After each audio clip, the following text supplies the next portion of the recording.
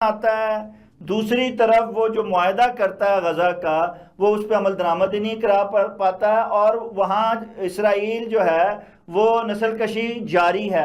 आप इस हवाले से क्या समझते हैं कि ये ताकत का जो निज़ाम चल रहा है ये पूरी दुनिया में है, ये सिर्फ हमारे मुल्क में नहीं है?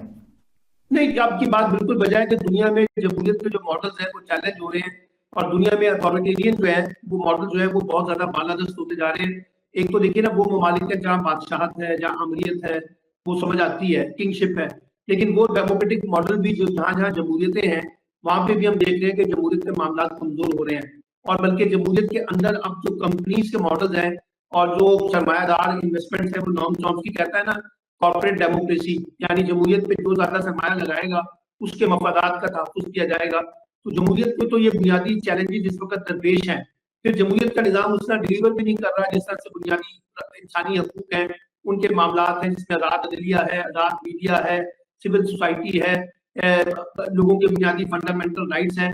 तो ये तो आपकी बात बिल्कुल बजाय है कि पूरी दुनिया में जमहूरियत के निज़ाम चैलेंज हो रहे हैं। उसकी वजह यह है कि हम ये अभी तक रिविजिट नहीं कर पा रहे कि हमें अपनी जमहूरियत के निज़ाम के अंदर क्या तब्दीलियां लेके आनी है जो लोगों के साथ निज़ाम जो है वो रेलिवेंट हो सके।